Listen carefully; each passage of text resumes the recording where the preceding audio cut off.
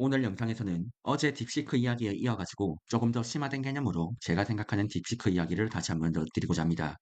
우선 어제 영상에서 딥시크 이슈가 개인적으로는 조금 일시적인 이슈일 가능성들이 높고, 그렇기 때문에 저 같은 경우에는 이번에 폭락하는 장에서 주식을 매수하겠다라고 외쳤었고, 또한 여기서 매수를 할 때 중요했던 포인트가 제가 탑픽으로 선택했던 종목들은 애플이라고 말씀드렸습니다. 그리고 이번에 애플이 많이 상승을 했었고, 또한 이와 동시에 제가 멤버십 영상에서는 어떤 영상들을 좀 업로드를 했었냐면, 데이터를 학습시키는 회사들이 또 중요해질 수 있다라고 2개월 전부터 말씀을 드렸는데, 이번 딥시크 이슈가 사실상 이 데이터 학습 쪽이랑 되게 연관이 많거든요.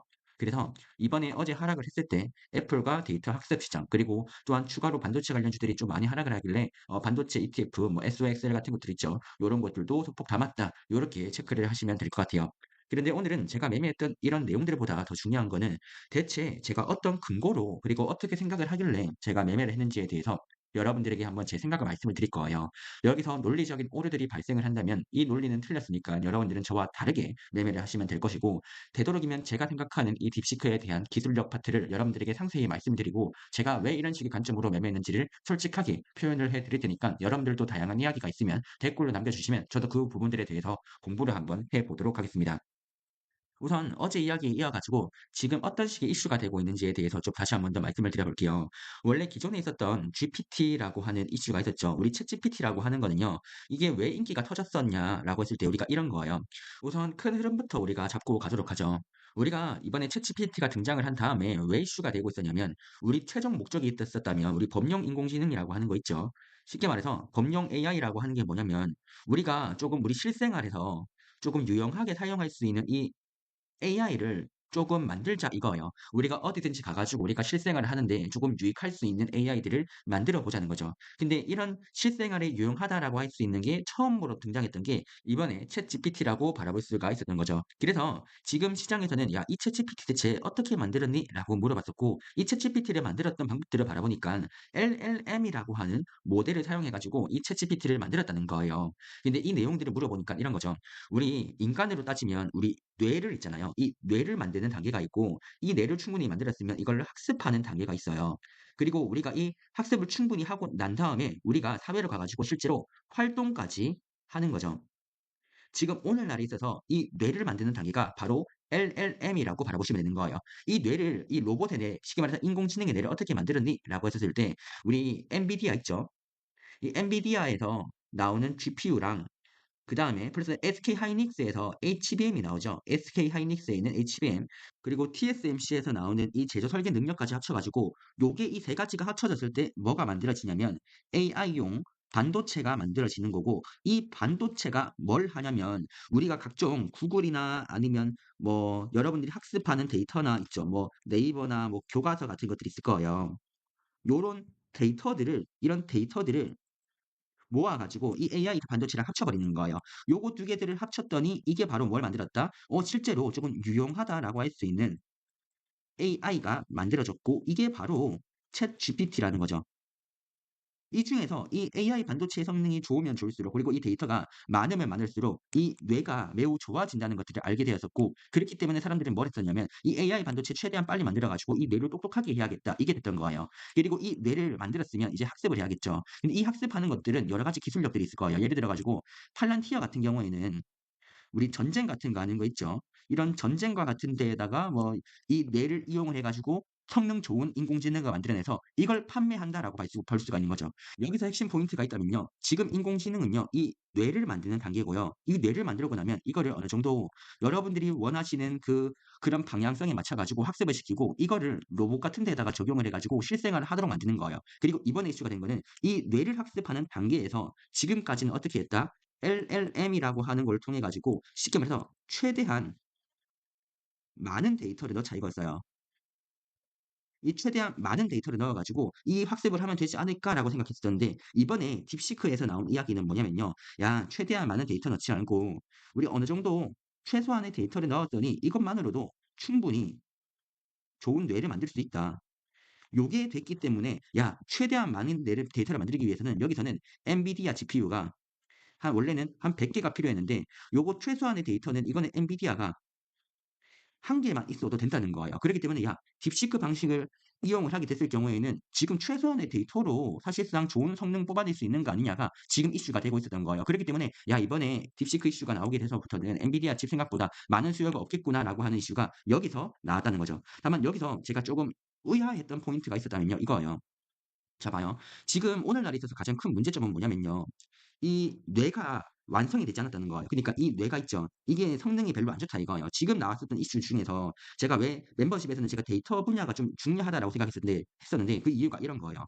우리가 조금 쓸만한 인공지능을 쓰려면요. 그니까 사용 가능한 AI를 쓰려면 어느 정도 수준이 돼야 되면 한 최소한 여기 수준까지의 이 정도까지는 성능이 나와줘야 된다라고 볼 수가 있어요. 그러니까 적어도 여기 정도까지의 성능은 나와줘야 되는데 지금 오늘날에 있어서 이 챗GPT는 어디냐면요. 데이터를 열심히 넣었단 말이죠. 데이터를 열심히 넣었는데 한 요쯤에서 막혀 버렸어요. 지금 요런 식의 구간들이었던 거예요. 지금 챗GPT가 만들어진 상태가 바로 지금 요런 식의 구간들이었기 때문에 지금 시장에서의 의문점은 무엇이냐면 '야 여기서 결국엔 뚫어 가지고 언젠가 요렇게 올라가야 되는 거 아니냐.' 요걸 궁금해하고 있었고 지금 이런 단계에서 이거 뚫고 올라가려고 했을 때 여기서 문제점이 뭐였었냐면 첫 번째로 엔비디아 GPU가 부족하다 이거예요.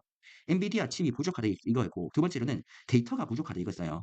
아 데이터도 부족하고 엔비디아 칩도 부족해 가지고 여기 간격 이 간격 있죠. 우리가 그냥 쓸 수 있을 만큼의 인공지능들이 아직까지 안 만들어졌다가 지금 핵심 포인트인 거예요. 그래서 지금 이 쓸 수 있을 만큼 이거 돌파를 하기 위해서는 뭐가 필요하냐면 지금 오늘날에 있는 문제는 이 데이터가 부족하다 이거였어요. 그러니까 쓸만한 데이터들을 충분히 넣어줘야지 성능들이 좋아지는데 아 쓸만한 데이터들이 그렇게 많지 않은데라고 하게 될 경우에는 이 성능들이 올라가다가 막힌다는 것이고 또한 이런 데이터들을 열심히 집어넣어야 되려면 엔비디아 칩이 필요한데 이것도 부족했다는 거죠. 그렇기 때문에 앞으로 이슈가 되려면 엔비디아 칩도 여전히 더 많아져야 되고 데이터도 더 많아져야 돼요. 왜냐? 사용 가능한 수준으로 인공지능이 발전하려면 이 갭 차이를 메워야 되는데 이 갭 차이를 메울 수 있는 방법들이 지금까지는 엔비디아 칩과 데이터밖에 없었다는 거예요. 근데 이번에 나왔었던 이 딥시크 이야기는 뭐냐면요. 여기에서 막혀 있었던 게 정체되었던 게 '어 뚫을 수 있지 않을까?' 요 기대감을 심어줬어요. 요거를 어떻게 심어줬었냐면 지금까지 이 강화학습이라고 하는 걸 바탕으로 해 가지고 '요거 쪼금 뚫을 수 있지 않을까? 엔비디아 칩 같은 거 쪼금만 사용해 가지고 뚫을 수 있지 않을까?'라고 하는 요 강화학습 기반 때문에 이게 이슈가 된 건데 여기에서 문제가 하나 있는 게 있습니다. 이 강학습에서의 치명적인 문제가 뭐냐면 그러니까 이런 거예요. 우리 엔비디아에서 이 학습을 시키는 방법들은 인간들이 데이터를 가지고 옵니다. 그리고 이 인간들이 데이터를 가지고 온 다음에 어디에다가 집어넣냐면 쉽게 말해서 뭐 챗GPT에다가 넣는 거예요. 여기에다가 집어넣어요. 인간들이 데이터를 가지고 와서 GPT한테 집어넣는다. 그러면 이 GPT가 열심히 굴려 가지고 어떤 정답을 추론하는 거예요. 요게 핵심인데 지금 강화 데이터는 뭐냐면요.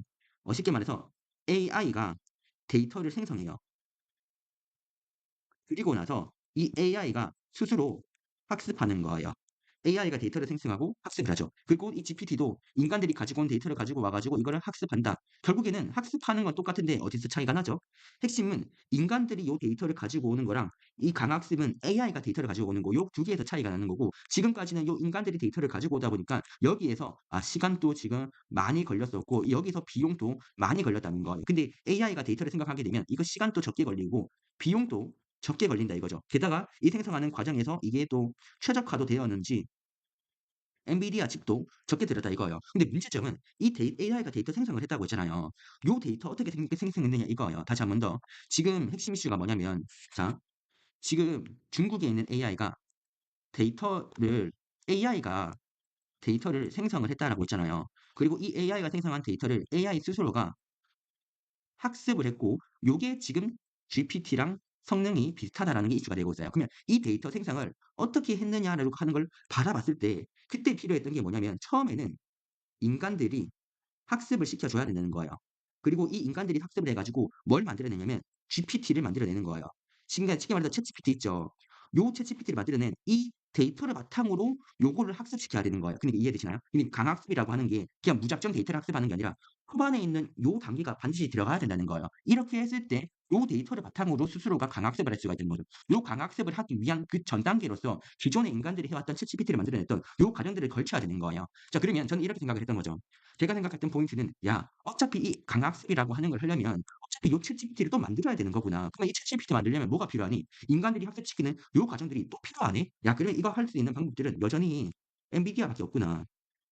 그렇다면 이번에 나왔었던 폭락들은 야 이거는 지금 시장에서는 AI 데이터 생성 이걸 모르고 있을 때 지금 시장에서는 충격을 먹겠지만 이 데이터를 학습하는 요 생성 단계 있죠. 요게 훌륭해지려면 뭘 해야 된다? 인간들이 학습시키고 이때 GPT 만드는 요 단계가 필요하다 보니까 아 결국에는 엔비디아 칩 또 필요하겠네. 요 이슈가 되는 거죠.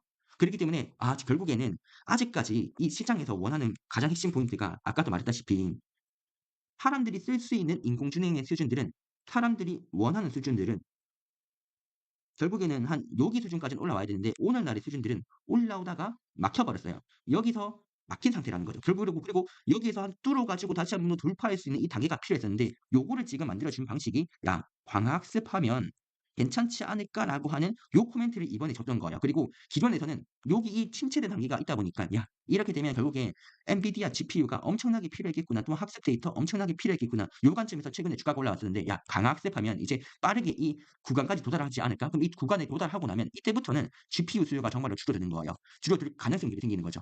그리고 아니면 빅테크들이 포기를 하거나.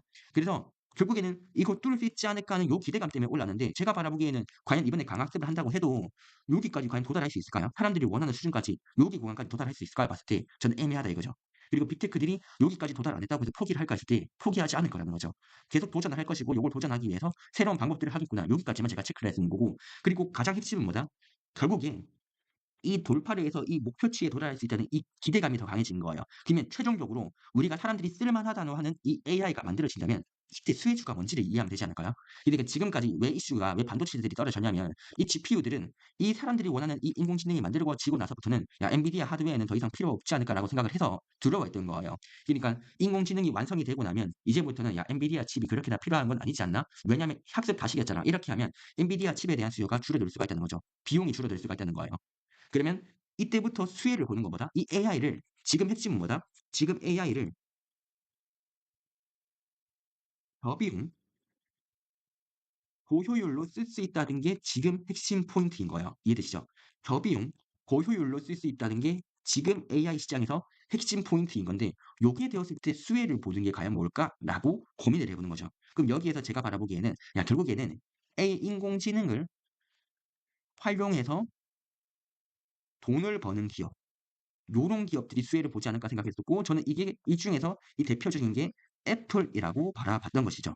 그래서 '애플의 모멘텀들이 생각보다 좋아지지 않을까?'라고 생각했던 거고 이 애플이 왜 좋아지냐라고 했을 때는 우리가 가장 먼저 체감하고 가장 먼저 부가가치를 빠르게 만들어낼 수 있는 게 저비용 고효율로 한다면 휴대폰이기 때문에 여기에서 시장이 커지고 인공지능의 활용들이 극대화할 수 있고 여기서 휴대폰도 많이 팔릴 거예요. 그냥 판매량도 많아질 거라고요. 그렇게 된다면 저는 여기에서 생각보다 많은 이득 창출이 되지 않을까 해 가지고 이번에 애플을 매수를 했었던 포인트인 겁니다. 그리고 두 번째로 있는데 지금 결국에 이 흐름들을 이해를 하게 되면 결국에 이 딥시크라고 하는 것도 결국에 이 AI가 학습 데이터를 생성을 해야 돼요.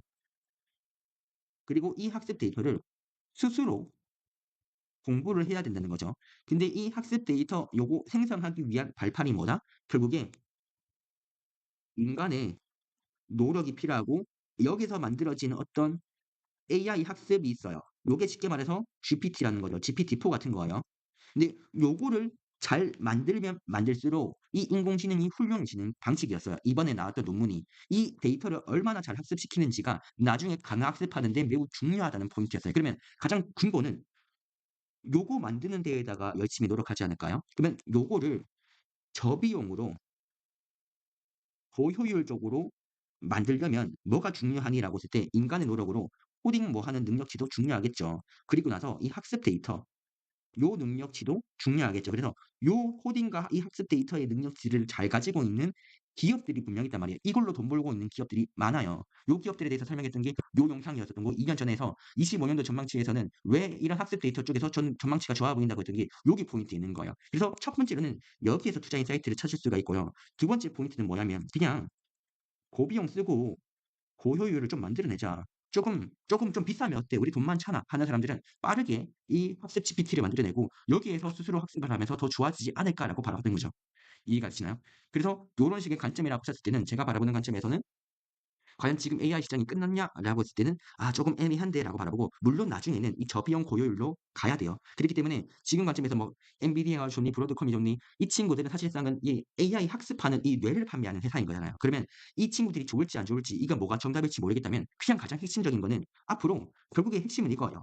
'AI 시대가 빨리 올 것 같다.' 이거예요. 그럼 수혜를 보는 종목들을 사면 되는 거잖아요. 요것들은 아직까지 크게 뜨지 않았다고요. 그럼 이 수혜를 볼 때 가장 최종 단계는 로봇이겠죠. 최종 단계는 수혜주로서 로봇이 될 수가 있는데 지금까지는 약간의 기대감으로만 올랐다면 이제부터는 요 수혜를 진짜로 받을 수 있는 기업들이 있다면 요 친구들도 수혜를 보겠죠. 그다음에는 뭐 소프트웨어도 있을 거고 최근에 팔란티어가 올랐던 게 AI 시대에서의 수혜를 실제로 느끼고 있으니깐 거죠. 그리고 뭐 나머지들 여러분들이 생각하시기에 AI를 잘 사용해 가지고 돈을 벌 것 같은 회사들 그런 친구들의 주가들이 더 실제로 돈을 벌 확률들이 높아졌다는 거죠. 근데 이런 친구들이 이번에 급락을 했다? 그러면 어느 정도 기회가 될 수도 있다고 생각했던 게 제 개인적인 입장이었습니다. 이 정도로 제가 생각하는 이 딥시크에 대한 이야기들을 여기서 마무리를 했고요. 물론 반박 근거들도 충분히 있을 수는 있으나 이 반박 근거들에 대해서 저도 반박을 할 수가 있었기 때문에 제가 생각하는 큰 흐름들 정리했던 포인트에 대해서 여러분들에게 한번 말씀을 드려봤습니다. 그다음으로 중요한 거는 이번에 FOMC가 오늘 발표가 될 거거든요. 이 FOMC 좀 프리뷰를 해야 되는데 원래 제가 어제 이 대출 규제 완화가 될 가능성들이 좀 있어 가지고 영상을 올리려고 했거든요. 근데 이번에 딥시크 이야기도 올려야 되고 해 가지고 바빠 가지고 올리지를 못했습니다. 그 쉽게 말해서 타이밍을 놓친 거죠. 그래서 내일쯤에 아마도 올라가지 않을까 생각을 하는데 이번에 FOMC를 볼 때 중요한 포인트가 두 가지가 있거든요. 첫 번째로 12월 달 FOMC 의사록에서 이 물가에 대한 기준을 조금 코멘트를 했어요.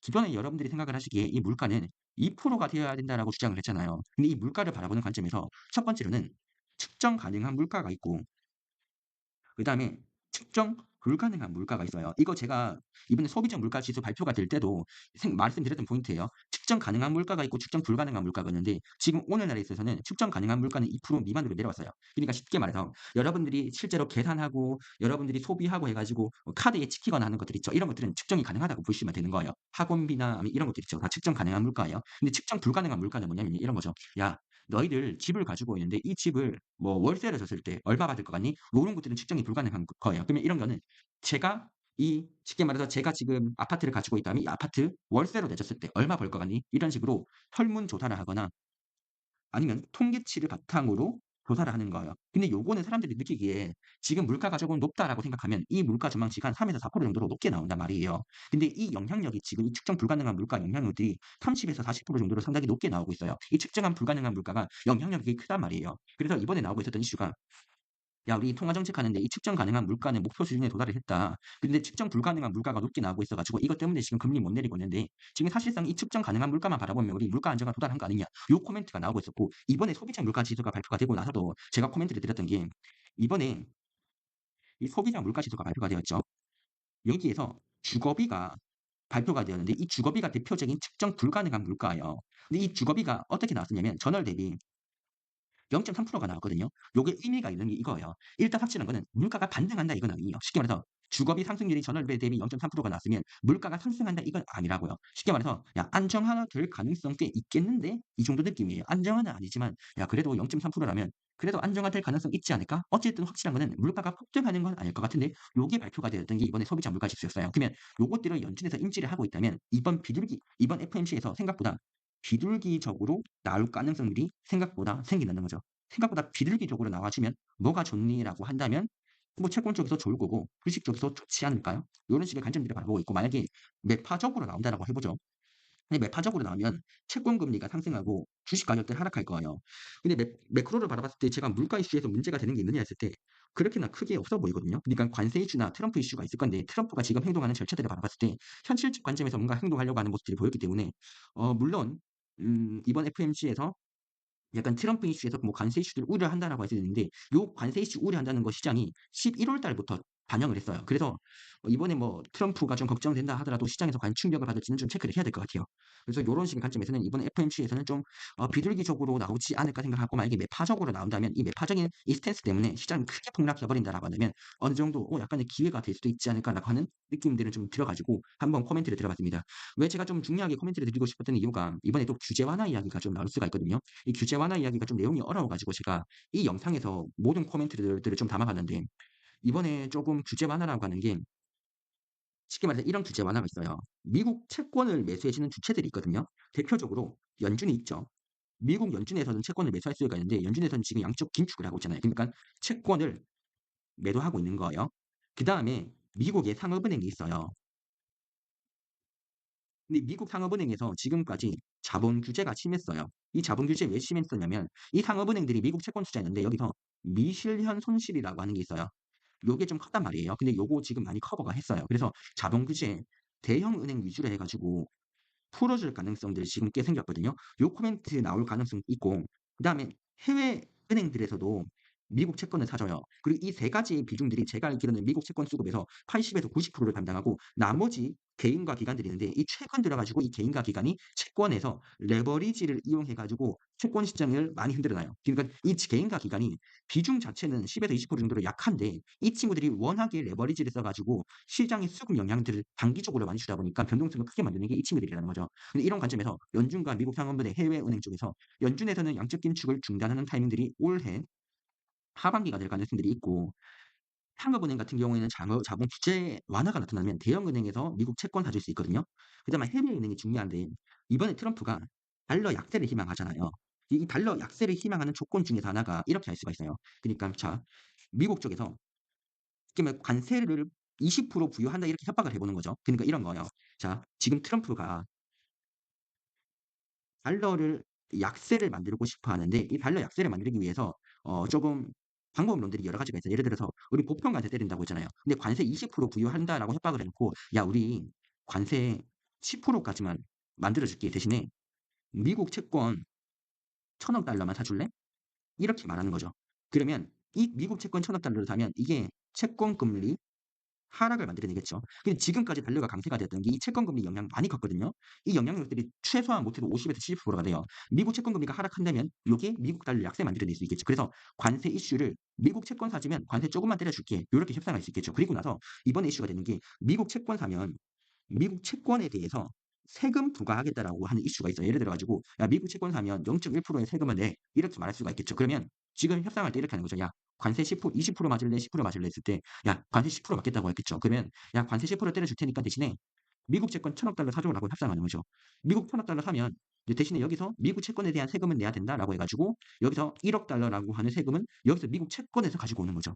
요 방법들을 지금 대외수입청이라고 해 가지고 새로 신설되는 기구가 있는데 요 전략을 지금 펼치려고 하는 전략들이 보이거든요. 그럼 여기 관점에서 뭐가 중요하면 관세라고 하는 카드를 인플레이션 부여 안 할 수 있죠. 관세 20% 때리고 관세 10%까지 때린다 하면서 예상보다 인플레이션 심해지지 않겠죠. 그리고 미국 채권 사라고 하면서 지금 미국 재정 적자가 되고 있는 것들을 커버칠 수 있겠죠. 또한 여기서 세금 부과까지 하니까 지금 문제가 되고 있는 세금 이슈까지도 해결되겠죠. 그러면서 달러 약세까지 만들어낼 수 있으니까 최고의 시나리오죠.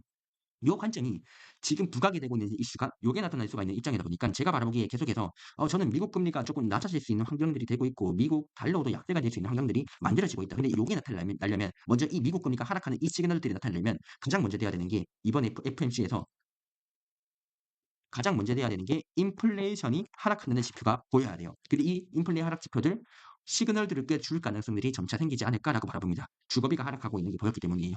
그래서 개인적으로는 이런 식의 관점들이 되지 않을까 해 가지고 여러분들이 이번에 물가 코멘트 규제 완화 포인트들도 한 번씩 체크하는 것도 중요한 시그널들이 되지 않을까 싶어서 한번 코멘트 드려봤습니다. 해당 내용과 관련돼서는 내일 일단 이 영상들 하나 올라갈 것이고 오늘 멤버십 영상에서 이제 6월달 투자 전략에 대해 가지고 올려놨으니까 채권에 대해서 제가 바라보는 관점들 채권을 언제 매도하느냐라고 했을 때는 그 프리미엄을 본다라고 했었죠. 근데 이 프리미엄이라고 하는 게 채권 턴 프리미엄이 있어요. 이 프리미엄을 기반으로 해 가지고 매도 타이밍 잡을 수 있고 주식 같은 경우에도 제가 바라보는 관점들 적어 놨고 기타 비중에서는 스태그플레이션을 대비할 수 있는 시그널들이 필요하고 요거는 금을 담아주는 전략으로 해치를 하려고 한다라고 하는 관점까지도 적어 놓은 게 있으니까 이 영상까지도 같이 바라보시면 좋지 않을까 생각을 합니다. 이상으로 오늘 영상은 여기서 마치도록 하겠습니다.